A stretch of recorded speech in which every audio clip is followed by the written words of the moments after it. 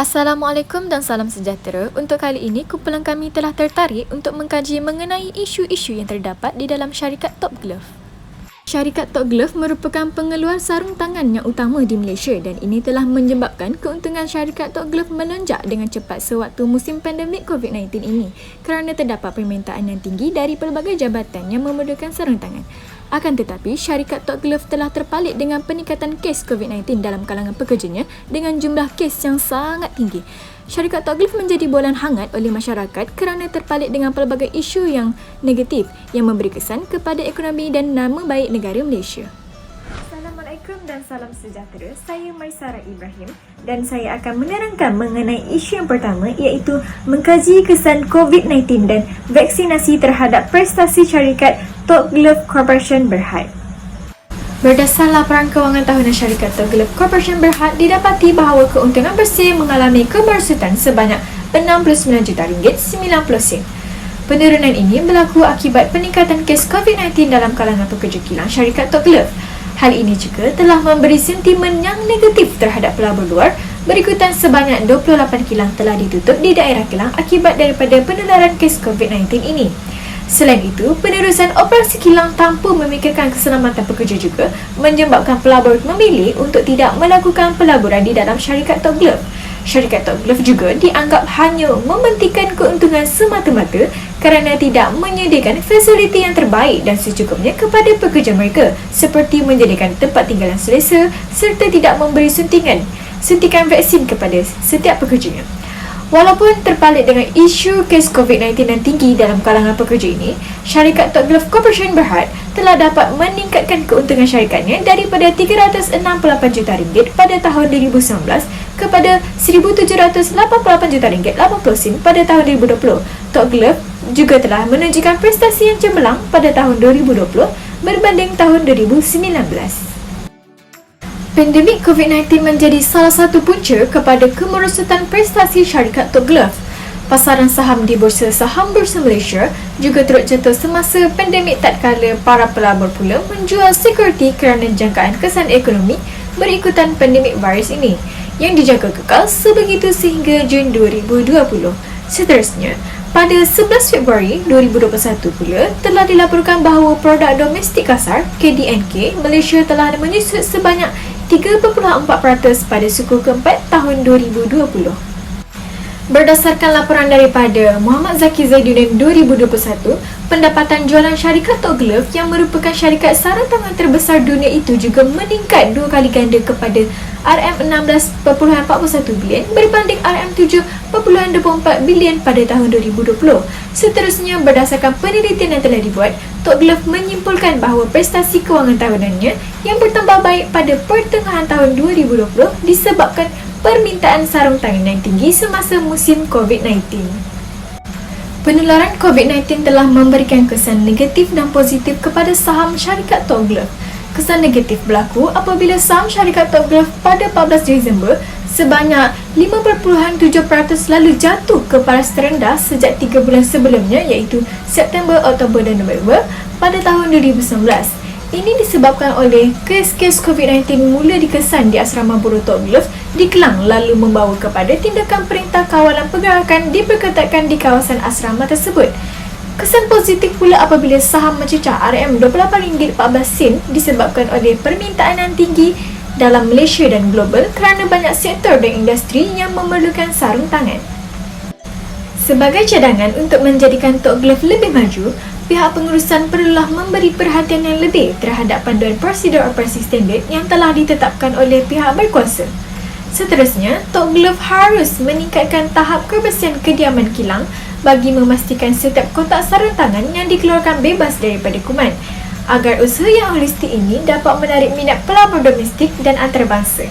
Dan akhir sekali, Top Glove disarankan untuk meningkatkan jumlah inventory sebagai tanda persediaan bagi menghadapi permintaan yang mungkin akan naik secara mendadak. Yang kedua, mengkaji kesan sekatan import US terhadap prestasi Top Glove. Pada 15 Julai 2020, Amerika Syarikat telah melaksanakan sekatan terhadap produk Top Glove Ini telah menyebabkan harga saham Top Glove merosot daripada RM7.27 pada 15 Julai 2020 kepada RM6.57 pada 16 Julai 2020. Kejatuhan harga saham adalah sebanyak 5.83%, namun keuntungan bersih Top Glove bagi suku keempat Jun, Julai dan Ogos tahun 2020 meningkat kepada paras tertinggi iaitu RM1.29 bilion Malaysia. Amerika Syarikat meletakkan sekatan import terhadap produk keluaran Top Glove atas dakwaan penggunaan buruh paksa. Jabatan Kastam dan Perlindungan Sempadan Amerika Syarikat (CBP) meletakkan dua anak syarikat Top Glove iaitu Top Glove Sdn Bhd dan TG Medical Sdn Bhd dalam senarai perintah penahanan berkenaan. Menurut Amerika Syarikat, majoriti pekerja di Top Glove adalah pendatang dari Nepal dan Bangladesh.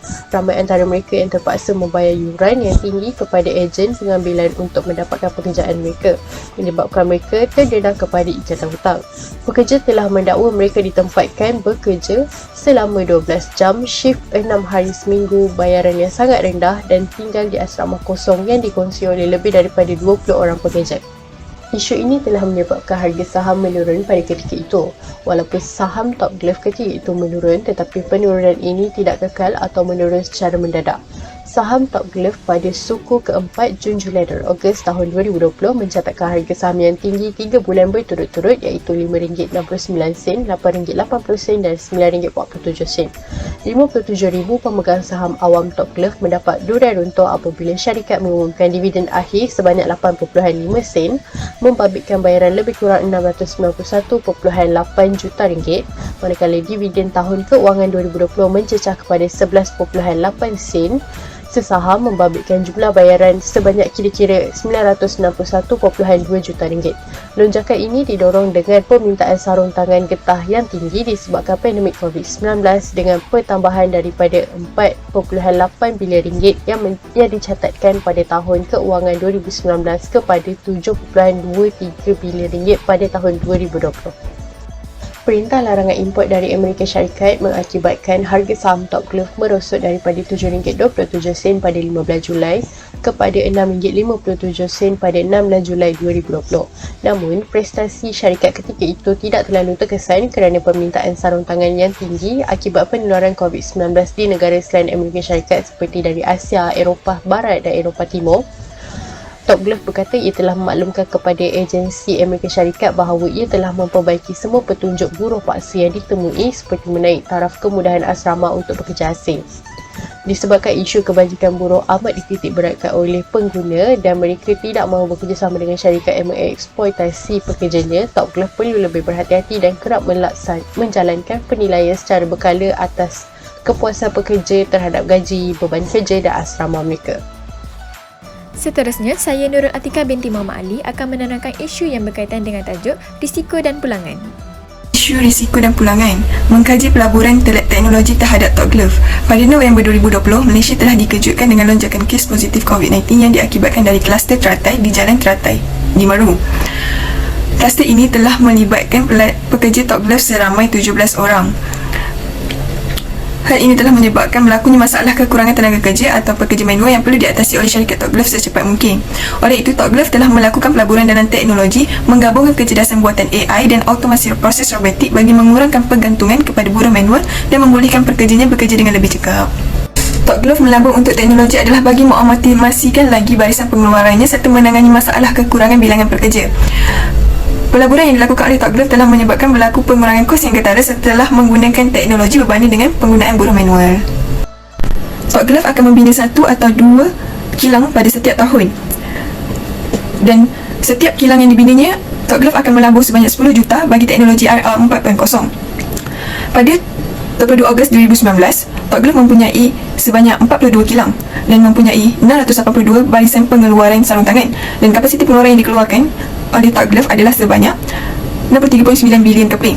Jumlah keuntungan pada tahun 2019 adalah sebanyak 4.8 bilion.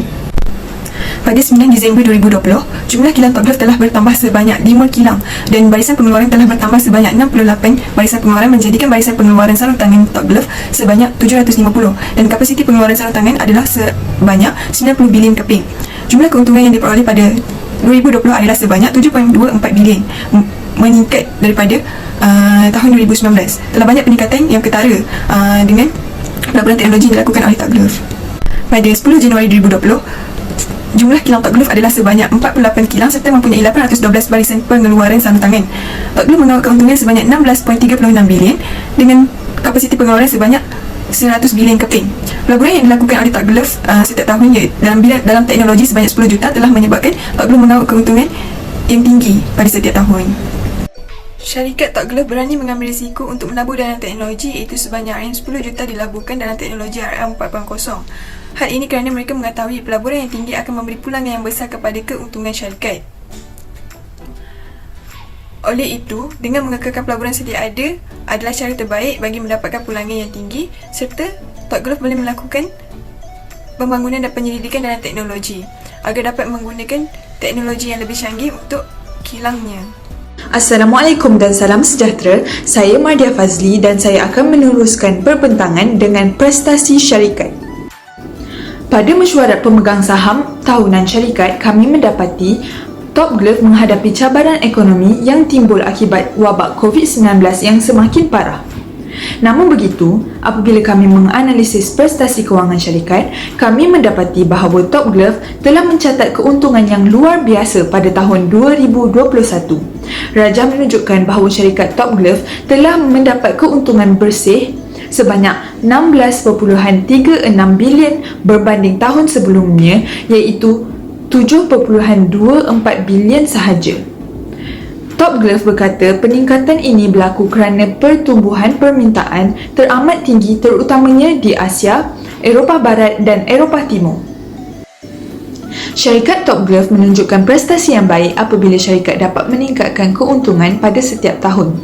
Hal ini dapat dilihat apabila keuntungan Top Glove meningkat sebanyak 50.83% dari tahun 2019 yang mempunyai keuntungan bersih sebanyak 4.8 bilion ringgit kepada 7.24 bilion pada tahun 2020. Pada tahun 2021, keuntungan bertambah sebanyak 9.12 bilion ringgit menjadikan keuntungan pada 2021 sebanyak 16.36 bilion. Apabila membandingkan nisbah kewangan antara Top Glove dan Supermax, kami mendapati bahawa walaupun tidak berada pada tahap yang merisaukan, kecairan Top Glove adalah rendah berbanding Supermax. Ini dapat dilihat melalui nisbah semasa dan nisbah cepat seperti dalam jadual ini. Nisbah keuntungan Top Glove juga kurang memuaskan di mana ia mencatat ROE sebanyak 80.61%, manakala pesaingnya mencapai 101.87%. Kami mencadangkan bahawa Top Glove meningkatkan nisbah kecairan dengan cara menggunakan sweep account yang memindahkan dana ke akaun yang mempunyai kadar faedah yang lebih tinggi apabila tidak diperlukan, kemudian mengembalikannya ke akaun yang mudah diakses apabila perlu. Membayar balik liability juga meningkatkan nisbah kecairan dengan cepat serta mengurangkan perbelanjaan overhead jangka pendek seperti sewa, buruh dan pemasaran. Ringkasan yang kami peroleh daripada kajian kes Top Glove, kami dapat mengetahui tentang isu-isu punca naik dan turun harga saham bagi syarikat Top Glove, pulangan yang diterima daripada risiko pelaburan yang perlu mereka hadapi, prestasi kewangan syarikat Top Glove secara keseluruhannya bagi tahun 2019 hingga 2021. Selain itu, kami dapat membandingkan prestasi kewangan Top Glove syarikat persaingnya yang berada dalam satu industri yang sama, iaitu Supermax Corporation Berhad. Perbandingan itu telah menunjukkan kedudukan Supermax Corporation Berhad lebih tinggi dan lebih baik jika dibandingkan dari segi nisbah semasa dan nisbah cepat antara kedua-dua syarikat tersebut. Implikasi Top Glove pernah mengalami kerugian yang besar sewaktu awal pandemik COVID-19 disebabkan pihak pengurusan tidak mengambil peduli dan mengamalkan prosedur standard operasi yang telah ditetapkan oleh kerajaan. Kesan daripada perkara tersebut juga telah menyebabkan pelabur negara luar seperti Amerika Syarikat telah hilang kepercayaan terhadap pengurusan Top Glove dan menyebabkan mereka menyekat kemasukan produk keluaran syarikat Top Glove ke dalam negara mereka. Pihak NHK telah mengimport 88.5 juta sarung tangan perubatan dari Supermax pada Mac 2020. Untuk bersaing dengan Supermax, Top Glove hendaklah menjalankan operasi pekerjaan dengan lebih efisien dan sistematik agar dapat menghasilkan lebih banyak produk yang berkualiti tinggi. Supermax telah menyumbang sebanyak 1 juta sarung tangan kepada hospital kerajaan, balai polis dan barisan hadapan COVID-19 di Malaysia. Ini telah membantu untuk memperbaiki imej Supermax pada ketika itu. Top Glove juga boleh mengambil pendekatan ini membandingkan pandemik COVID-19 masih belum berakhir. Pada Februari 2021 pula, Supermax terpaksa menghentikan operasi kerana peningkatan dalam kes COVID-19 yang melibatkan pekerja mereka. Top Glove perlulah memastikan penutupan kilang tidak berlaku. Ini kerana ia akan memberi impak yang besar terhadap produktiviti syarikat. Maka pihak pengurusan Top Glove hendaklah berusaha untuk melaksanakan standard operasi yang ketat semasa membuat penghasilan produk agar dapat menjamin keselamatan dan kebersihan produk.